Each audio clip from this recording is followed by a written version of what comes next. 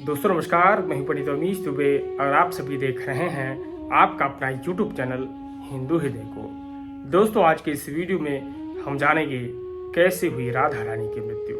जी हाँ दोस्तों, वीडियो शुरू करने से पहले अगर आप सभी मेरे इस चैनल पर हैं तो कृपया इस चैनल को सब्सक्राइब करें और बेल आइकन की घंटी को जरूर प्रेस करें। दोस्तों, ब्रज स्वामिनी कृष्ण की कामिनी मन भावनी श्री राधे अर्थात ब्रज की पटरानी, कृष्ण से भी सुंदर उनकी प्रिय, सबकी मन को भाने वाली राधा रानी के बारे में ऐसी बहुत सी चीजें हैं जिनके विषय में लोग जानने के लिए अति उत्सुक रहते हैं।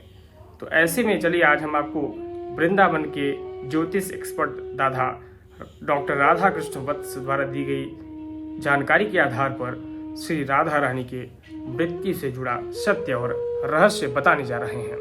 दोस्तों, ये तो सभी जानते हैं कि श्री कृष्ण की आधार भक्ति श्री राधा, कृष्ण के जीवन में उन्हें सर्वाधिक मात्र दो ही चीजें प्रिय थी, एक तो उनकी बांसुरी और दूसरी राधा रानी। माना जाता है कि कृष्ण की बांसुरी से तब तक मधुर स्वर नहीं निकलते थे जब तक श्री राधा रानी उनकी बांसुरी को अपने होठों से न लगा ले।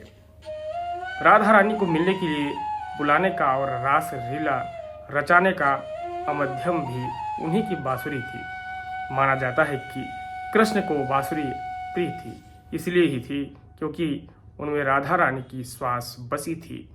इसी कारण से कृष्ण अपनी बांसुरी को हमेशा अपने पास ही रखते थे और किसी अन्य के हाथ में नहीं देते थे। कथा के अनुसार जहाँ एक ओर धर्म की स्थापना के लिए श्री कृष्ण ने मथुरा छोड़ा तो वहीं राधा रानी कृष्ण के विरह में उनकी पूजा करते हुए समय बिताने लगी। एक समय वो आया जब राधा रानी के पिता ने उनका विवाह किसी अन्य यादव से करा दिया और श्री कृष्ण का विवाह भी देवी रुक्मणी से हो चुका था। कई हजार वर्ष बीत जाने के बाद जब राधा रानी ने सभी सांसारिक कर्तव्यों का निर्वाह कर लिया था और श्री कृष्ण भी धर्म की स्थापना कर चुके थे, तब राधा रानी कृष्ण से मिलने द्वारका पहुंची, जहां उन्होंने कृष्ण के साथ साथ उनके समस्त परिवार से भेंट की। राधा रानी कुछ समय द्वारिका ही रुकी, मगर बाद में कृष्ण भक्ति में और भी लीन हो गई। उन्होंने द्वारका के पास ही वन में अपना स्थान बना लिया। राधा रानी वन में अकेले रहने लगी और कृष्ण का नाम जप करने लगी, अंतर ध्यान होने के लिए प्रतीक्षा करने लगी। आखिरकार वह समय आया और कृष्ण ने राधा रानी को पुनः दर्शन दिए। श्री कृष्ण जब राधा रानी से मिले तो राधा रानी की पीड़ा उनकी आंखों में देखते ही समझ गए और साथ ही यह भी राधा रानी उन्हें दोबारा देखकर कितना प्रसन्न है।